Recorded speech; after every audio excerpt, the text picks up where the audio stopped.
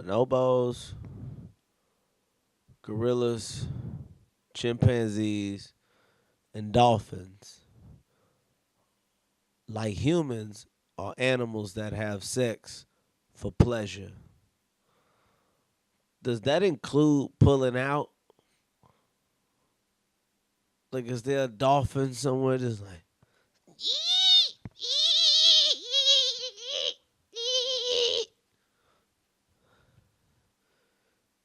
because I believe that everybody wants to have sex, but not everybody wants to deal with the repercussions of it. And that'd be dope to see, because a dolphin would just be like, yo, I'm not about to end up on dolphin child support. Crazy baby mamas that's universal. You know what I'm saying?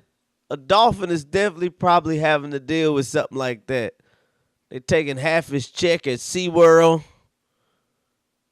He like, I don't want to have to deal with this. I'm finna act up so I can be released back into the wild, and I'm gonna move to Australia and get my shit together. I'm done.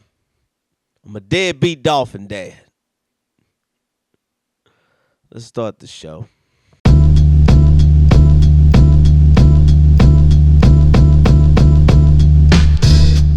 Welcome to another episode of the Tutson Interruption. My name is Trey Tutson. Thank you all for listening, tuning in. Those of you that are, thank you for coming out to the live shows. I've had Q&A with Trey this past Sunday.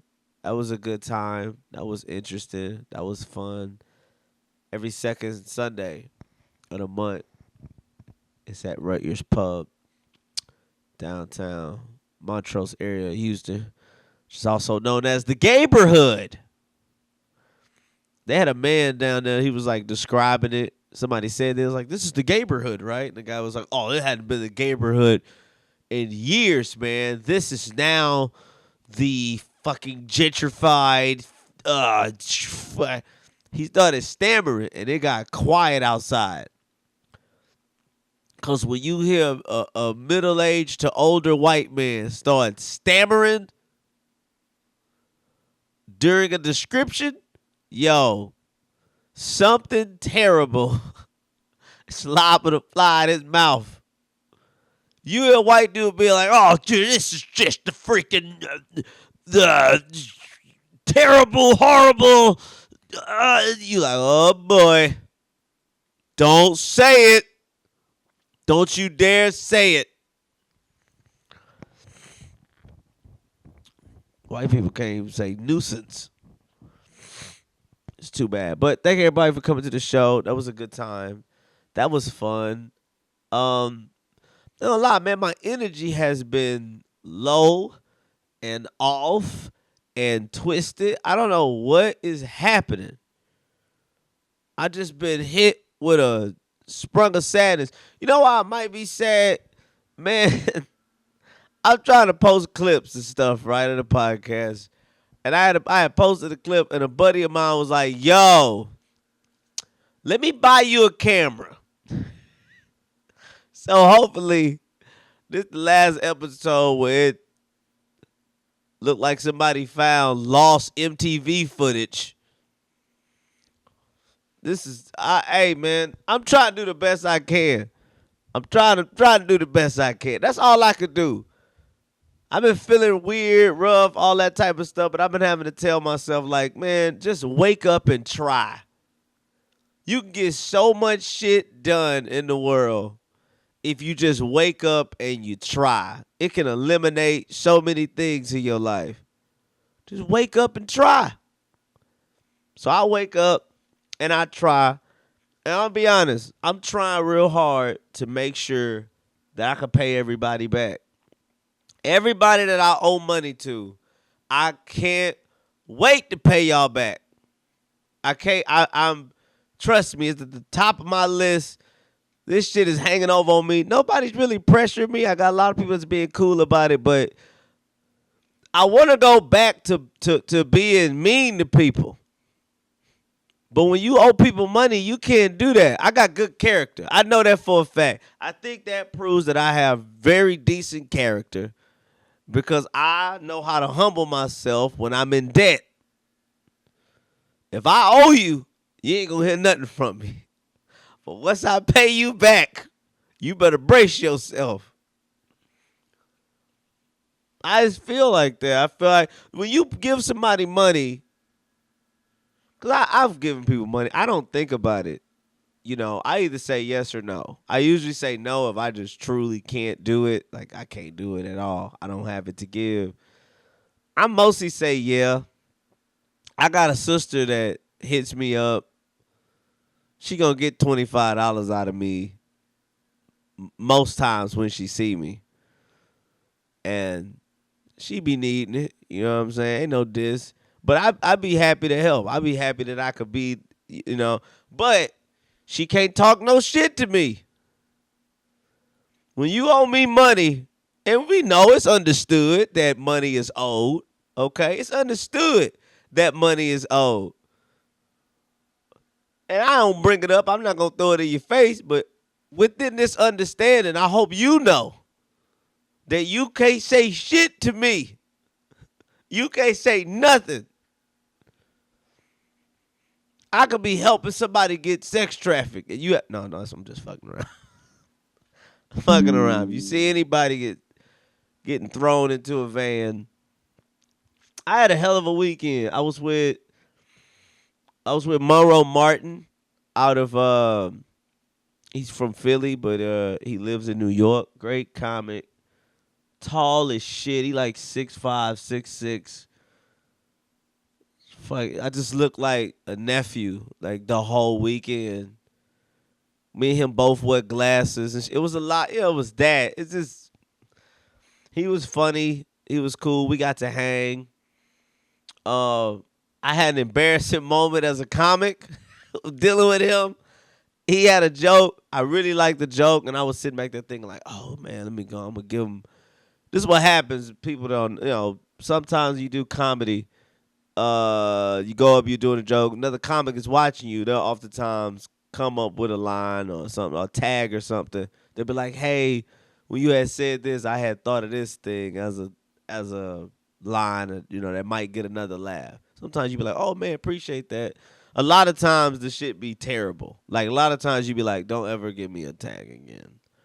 And when you first starting off, all that shit is like you end up using a lot of it. But I found as you become more into your voice, is very rare that you use a tag that somebody gave you. So I walk up. I don't normally like doing it. I like staying out of the way and stuff like that because I'm like, it's too embarrassing. It feels weird. So, but I was like, man, I think I got a tag. He was like, nigga, give me the tag. What's up? Let's go. And I said it to him. I was thinking maybe when you had said this, maybe you go ahead and hit him with something like that. And he just was like, bro, that's not a tag. I was like, oh, well. He was like, yeah, it's not a tag, bro. That's another angle, which contradicts the angle I already go to after that. Oh. Well, I'm just saying, I would have used it as a tag. I have nothing to say back. I was embarrassed. I had to walk around defeated for a little bit. About 30 minutes, I was just like, oh, my God, I'm terrible at this. I'm horrible at comedy. Why the hell did I try to get this person something? His face was just like, yeah, that's not a tag. Like, that's not it at all. We had a good weekend. We left off the show. We went to hangover at Secret Girl because I brought up the sex trafficking on accident, just riffing. We saw a girl that looked like, we had found this out. There's a whole bunch of stuff that had happened. I ain't gonna say the name of the place, but we had went and got to go hang out there. We all was in the green room hanging out. But when we was outside, there was a girl that walked outside, and she was sitting on the ground. She had a bunch of emo clothes on, all that black shit with the makeup and everything. She had all that shit on, and she was sitting outside, and she was on the phone crying. And I, as the asshole that I am, I wasn't making fun of her out loud, like to her face, but I was just joking, like, she on the phone trying to fix something that ain't gonna be fixed. It's over. He said, come pack your shit and you have to go. Well, all of a sudden she's sitting there and she's like, she can't really move. She's like, she seems to be very drunk, like very out of it. Could barely walk, could do anything, nothing. So nothing's happened. A couple people try to talk to her. She's like ignoring everybody. Like, all right, leave this ding dong alone. Well, within a matter of minutes, we see this white van pull up, and two guys get out, and they start walking her to the van. Come on, get in the van. So all these men that were up there, they're questioning the guys, right? Hey, hey man, what's going on? Do you know her? Hey, do you know these guys? What's happening? All these heroes, right? All these fake ass heroes, right? So they asked me, I was like, how come you ain't say nothing? Because they put it in the van and then whatever the hell happened after that. They asked me, Trey, how come you didn't say nothing? I was like, one, I don't, when I see white women in distress, I tend to stay way away from it. White woman's in distress here, I make it my business to be over here. Like, I don't want to be nowhere near a distressed white woman. So that's one. I stay away from it like that. Two, the van didn't look suspicious to me. It is. It's like there's certain vans that look suspicious. Obviously, any Scooby-Doo like vans, right? The vans that got a bunch of designs and shit on it. Yeah, of course. What the hell? You up to something. Any of them vans like that. Them dusty ass like Dodge Caravans. Like if it ain't kept up right, the paint's kind of fading on it, and something's up with this van. A few vans. This van at night, it was a long, like, fucking 16-passenger church van. And it had all the windows. If you go sex traffic, or you want to be aware of becoming sex traffic, it ain't just any van. It's vans without windows. That's the only way they're going to get you to an undisclosed location, and you have no memory of getting there. If there's windows, you can start looking out and be like, oh, yeah. Look like we on 59 right now. Like, you can start seeing shit. But if there's no windows,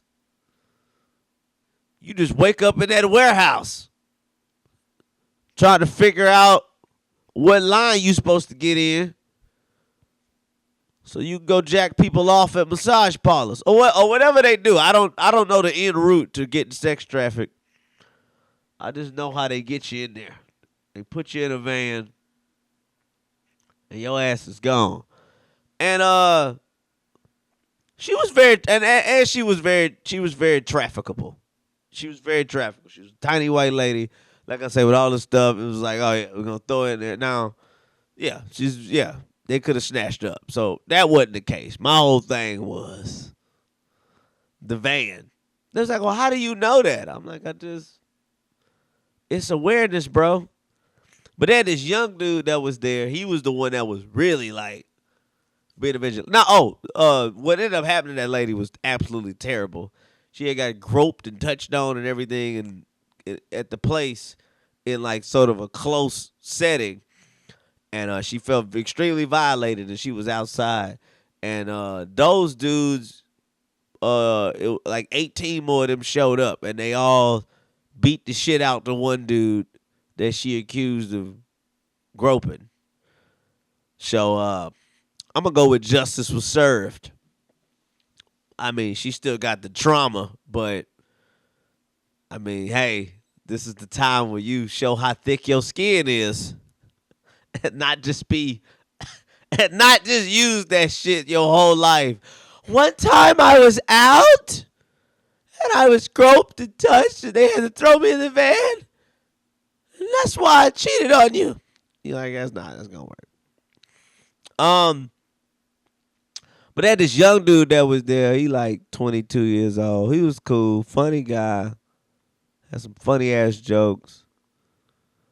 But I was like messing with him. I remember he said some shit because I asked him. I was like, he was talking about the girl, and I was just telling him like, man, I don't be out here trying to save nobody like that. It's got to be crazy. Like, he was like, I just was saying, man, I just want to make sure. He was like making all these woke excuses. That's what he kept telling me. I'm woke and stuff like that. I'm like, okay, you feel like I'm not? You haven't even had a conversation with me yet. So I'm talking to him. He young. I could tell he ain't got his heart broken yet. He ain't got his heart broken yet. You stop caring as much. When you done gave your all to a bitch and she has destroyed you, you be very limited in what you issue out to anybody. You ain't no asshole. You ain't no jerk. You ain't gonna let nobody get, hurt in front of you for real. You know what I'm saying? You gonna look to help out your fellow man. But he was walking around just too much sunshine in his face, and it was pissing me off. Not on a high angry level, just on a level of like, you don't know shit. I kept telling him, boy, I can't wait till a bitch destroy you. I can't wait. Don't worry, I'm going to be right here to talk to you. We going to talk it out. I'm going to be like, it's okay, man. It's going to be all right. You going to get through it. But you going to have to fuck several women. You going to have to fuck your way out of this pain. That's what you got to do right now. You got to fuck your way out the pain. Meditate afterwards. You got to meditate after you fuck dirty bitches. You have to. You got to meditate after so that you actually reconcile and deal with that shit and let it wash away. You can't fuck dirty women and then just go to bed. That shit haunts you later in your life. You be feeling bad. You be like, oh, Lord. You get older, you get more sensitive. You gain perspective. So it'd be harder to forgive yourself as the years go on. But I was trying to tell him, like, boy, you out here, I already know. I was like, I bet you ain't had that much. You ain't had that much pussy. I bet you ain't had that much. I know you ain't had that much. And he was like, I go, how many? He goes, 14.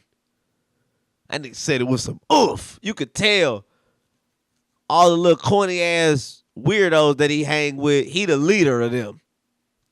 Because he walking around flexing with the 14. And I had told him, I said, bro, I've been molested more times than you've had pussy given to you. I have inadvertently gotten what it is that you are out here requesting. 14? That's more than what I had at that age. I can't front on them. I just like messing with young dudes. That's way more than what I had. I was asexual for a long time. And I ain't gonna lie, I miss it. I miss my asexuality.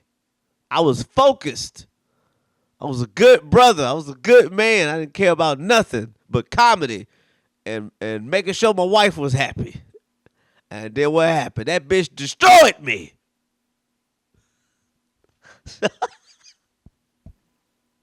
So I had to fuck my way through it. My numbers got high and high and high. Now I'm out here discouraging young brothers from getting good people. He was also from, I don't know where the fuck he from. He texted me what it is. He told me that night. Well, I asked him, I said, hey, man, where you from? And he was like, oh, what do you mean? I said, hey, bro, just so you know, I'm just asking where you from. I'm not asking where you from. I'm not one of them where you from niggas. He thought that shit was so funny, but I'm not one of them people. I don't give a fuck where you from. because, first of all, you left that bitch and you out here. Your family left that bitch and you out here. But also, I don't like when y'all be giving these weird descriptions. Hold up 1 second. We're going to keep all this in. It don't matter. Hey, what's up, Hector?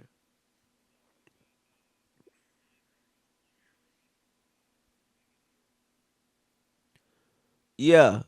Give me 10 minutes. Gotcha. Uh-huh. Anyway, so he was saying where he from and shit. I'm from here. He said where he was from, somewhere in South America. And it was a small ass little country. And like I told him, you from a little ass country and shit. I don't really, your country too small for me to be trying to figure out exactly where, you know what I mean? You know them small ass countries, them countries that be so small that a person got to tell you the bigger country next to it to try to jog your mind on where it's at. You like, where you from? I'm from Gooby Dooby Dooby. They like, where the fuck is Gooby Dooby Dooby? It's like 800 kilometers from Brazil. Oh, you from one of them little bitty ass. Also, I had predicted something because another dude, there was another South American guy in there. And I was wondering, I'm like, do y'all got beef? Because you know how Asian people got their own beef within their shit. Chinese don't like Vietnamese. They all hate Filipinos. They all hate Filipinos. So they got their own beef. So I was wondering if it was like that with South Americans. Because you know it's like that with Mexicans and South Americans. If somebody's from Mexico, Mexicans hate El Salvadorians. And vice to the versa. They can't stand each other. I don't know why. I don't understand why. I don't know the history of that. It's probably some war, either behind religion or drugs or pillaging or some goofy shit like that. There's always some shit that go way back, and they just don't like each other. They don't like how each other's heads be shaped sometimes. They don't like each other's body structure or eating habits. It be little, small, po country shit that they sometimes cause a divide on. So I was asking him, I was like, do you not like him? Because he from wherever that at, and you from El Salvador. He's like, oh, I don't care. He was like, he was naming all this shit he was. And I was just like, bro, I know you from a small country because your ass is obnoxious. Small countries, small poor countries, they breed obnoxious motherfuckers. Annoying, talkative. All right, man, we get it. They just be so happy that they got space and liberty that they can't control their mouth.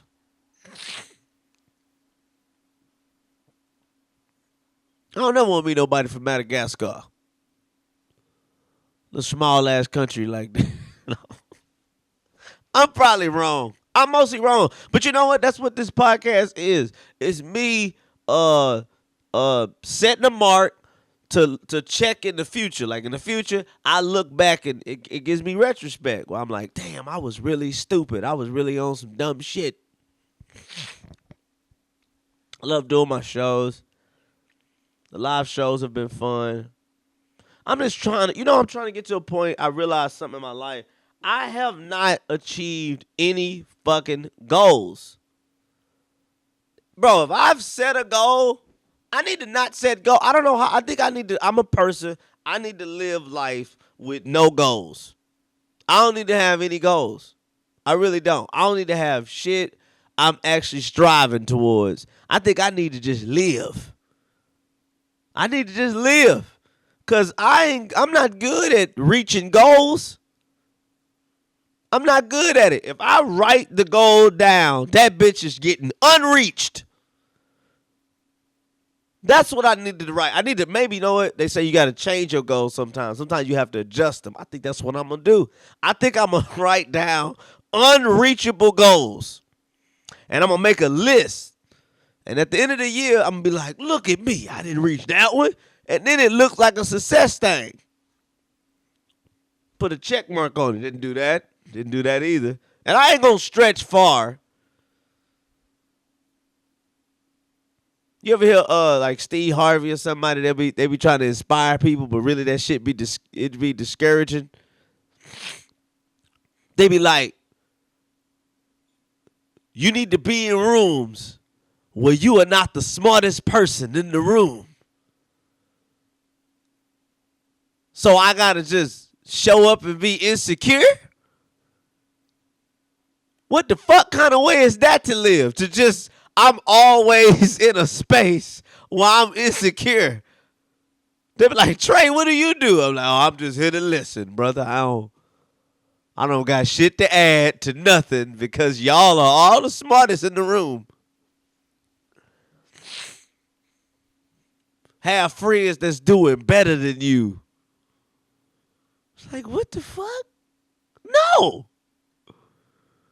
I don't need all my friends to be doing better than me. I need 2 friends. If I'm lucky enough to have 4 friends, where it's 5 of us that's around, I need 2 friends that's doing better than me. I need 1 that's doing astronomically better than me. He on a whole nother rocket ship level with this shit. You just look at him and admire him, and you don't say shit. And when he speak, everybody get quiet.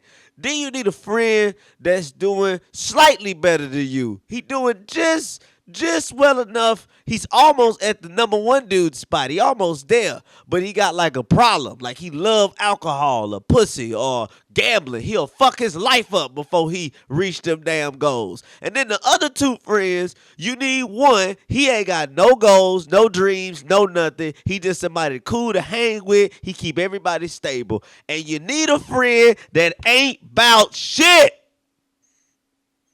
You need a friend that's living raggedy so that you can feel better about not progressing sometimes.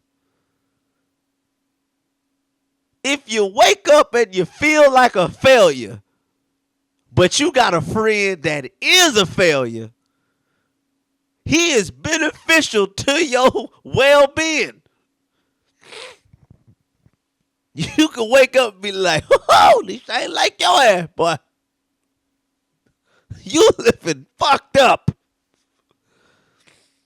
That's what you need. Who the fuck want to go in a room were you him? Were you the dude that's doing terrible? I don't want 4 friends that's doing, look at all my friends. That shit don't work like that. If you want to be a millionaire, hang around millionaires. How the fuck am I going to find millionaire friends? If you, man, listen. I got $82 in my account right now. Where the fuck I'm going to go hang out with if I got a millionaire friend and I got $82 to my name, he don't want to see me. When you got millions of dollars, you don't want to hang around motherfuckers that got $82. Because you know he gonna need to hold something. I got $82 right now. If I got a millionaire friend, guess what I'm trying to do when I hang around him? Not have $82. I'm trying to add to that 82. He don't want to hang around me because I'm going to need the whole $5,000. And don't act weird with me. God damn it, you's a millionaire. You should be willing to give me that. Soon as you see me, you should be like, how you doing, brother? I already know. I already know. They say goofy shit, dog. I don't get it. They be on a whole nother mindset. You know what a lot of these motherfuckers don't love to bring up and shit? This is why I hate, because I hate I hate motherfuckers trying to inspire me. I get it. I hate it. I also don't like a motherfucker that ain't full of fun. I don't like people that's not fun. I got a major problem with people that take shit seriously. Like, this happened with my brother. My brother I don't know what the fuck's happening to my brother. He got a lot of changes and shit that's happening in his life. And I love a lot of it, but some of it's funny. Some of it's funny. There's a weird seriousness to him that's just fun. It's going to make me laugh. Anybody that take their life seriously is going to always make me laugh uncontrollably. Because I be like, nigga, this shit gonna be over with before you know it. Are you gonna be serious your whole life? Like you gonna be serious forever? Or are you like in a serious phase? Cause I understand that. If you got a phase where you got to be serious, you like shit, I got to get serious for 3 months. I got to be serious for 3 months. Get my shit together, and then it's back to goofballing. I understand that. But these people that's serious from the start to the motherfucking finish, I want you to stay from around me. Because you're ruining my life. My brother didn't ruin my life with this, but this is an example. I am walking my dog. I'm outside. I'm walking the dog. There's a dude like in his garage with his back turned. And I was like, bro, wouldn't it be so funny if I went over there and I just like fake barked, but I'm holding the dog. I'm like, he was like, oh, nah, man. You don't want to see nobody kick your dog or shoot your dog. That ain't the fucking point, nigga. I'm just being hilarious. Obviously, somebody could kick the dog and shoot the dog. And why you got to bring up the serious point? Fuck that. It would be hilarious if the nigga, let's think on the other side of it. Let's think if I did it and the nigga got scared and he just ran around and ran into a pole or some shit or ran into a tree. Scared of a dog that ain't even trying to attack him. Scared of a dog that ain't even making noise. If you fucking gave yourself a concussion over a fake dog noise, hilarious. He like, no, what if they motherfucking kicked the goddamn? Well, you're right. Yeah. No, you're right. Yeah, you're right. If you out with me and I say something and you gotta whatever, and you respond to whatever that I just said, and I go, you're right. Know that that's me saying fuck you. Fuck you for ruining my fun. Because I just want to have fun. That's why I like being around comics that's about having fun. Some of these motherfucking people out here just do comedy. Some of y'all just do comedy. Y'all aren't comics. You just do comedy. You figured out the hustle. You figured out how to get in the game. You figured out how to be in it. Some of y'all just do comedy. You're not fucking comics. Because you take yourself too fucking seriously. The funnest shit ever is being in a green room with comics and everybody saying everything. We laughing at everything. Being around motherfuckers that actually got thick skin of all creeds, of all colors, of different backgrounds. We all just fucking around. It's genuine. It's from a place. I like to be around comics. I don't like being around motherfuckers that just do comedy. Snatching fun out of situations. And some of you people comics, like people who don't do comedy. Some of y'all just comics in your life. Like in your life, you the comedian of your family. You the comedian of your group. You a person that make everybody laugh. But tell the truth, it's always some bitch that's always trying to snatch the goddamn fun out of everything being said. You like, shut your weak, sorry, boring ass up. We are fucking around. We goofing off. And fuck you to whoever is looking outside in at my life and it's like, well, your life wouldn't be so terrible. You wouldn't wake up feeling like a loser if you took it most seriously and you stopped goofing off. Fuck you. Because I ain't going to be like this forever, nigga. Long as I keep waking up and trying, I'm going to figure this shit out. It's going to work the fuck out. And I'm going to be able to do it my way. But I'd be damned if I start turning into Mr. Serious with no kids. I got no kids, but I got to be out here and be serious and shit. You want me serious and I ain't responsible for nobody. You got me fucked up, nigga. You got me all the way fucked up if you think I'm about to take life seriously and all I got to take care of is me. Motherfuckers. I've just had it with these fun suckers.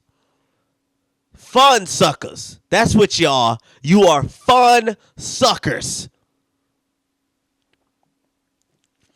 Anyway, I'm in El Paso this weekend at the comic strip.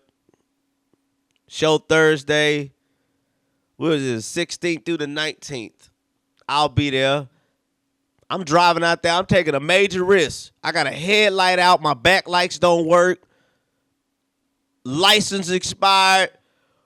We stepping out on faith.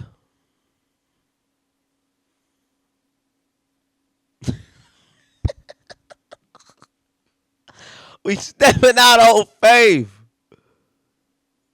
You don't think I trust God? I trust God. I have to trust God right now. I'm out here living dangerous. Let's see what happens. I don't know what's going to happen, but that's where I'm at. I'm there, and then the following week, we at the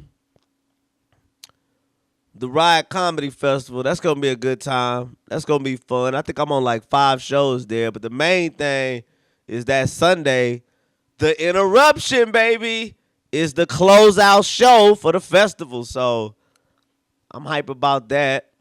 But yeah, we gonna do that. I'm gonna talk some shit. Look, man, email in to the podcast, tutsoninterruption@gmail.com. Ask questions, do whatever. I don't know. I'm trying to figure out a way to. I don't want to talk about it, nigga. We just gonna keep it happy. Whoever's listening through the audio, appreciate y'all. Thank y'all. I'm going to talk some more shit. And just so you know, if you a motherfucker that's around me and all you want to do is gossip and talk shit, and get the fuck away from me. Just get away from me, dog. I don't want to talk shit. All my friends have left. They've either died or progressed. So I don't want to talk to none of you niggas. You old niggas, I don't want to talk to you old niggas either. Cause all y'all, I hate talking to an old nigga. You find out why he ain't just, you like, ooh boy, I see why your shit turned out the way it did. Talking to an old motherfucker is cool sometimes. Cause you get to just listen and just gain wisdom. Sometimes you can listen to how somebody else fucked up and it prevents you from going out there and fucking up. You be listening and be like, oh, okay, let me make sure I not do that. To the people that I owe money to, listen, I'm working on it. I'm getting hit with shit left and right that I got to take care of. But I'm telling you, I'm going to pay everybody back. All of you. I'm going to pay you back in full. And when I do, your ass is blocked and deleted from my contact list. I'm going to say thank you. And then I'm going to disappear.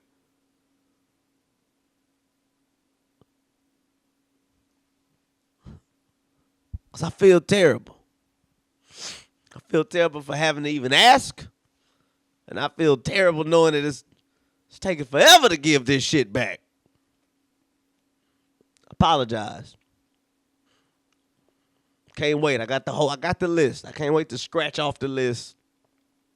I'm paying everybody back in full. I don't give a fuck. I might have to. I got to stop drinking too. I got to stop drinking. Got to stop drinking. I think it's getting out of hand. When the bartenders go, what do you want to drink? And then you tell them and they go, you sure? I told the chick what I wanted Sunday. She was like, what do you want to have to drink, baby? I was like, let me get, I want to mix 2 liquors together. She was like, okay, what? I was like, tequila and champagne. She grabbed my hand and she was like, what are you going through? I was like, life. Can I just get my drink real quick? I got on stage. I'm drinking the drink. They go, are you really drinking tequila and champagne mixed? I go, yeah. They go, you need to go to therapy. I just stopped drinking. I'm just stopped drinking. So anyway, I'm gonna try to be sober for I'm gonna try to not drink until my birthday at least. My birthday is in deep April. So I'm going to try to not drink until my birthday. I'm probably going to be able to do it.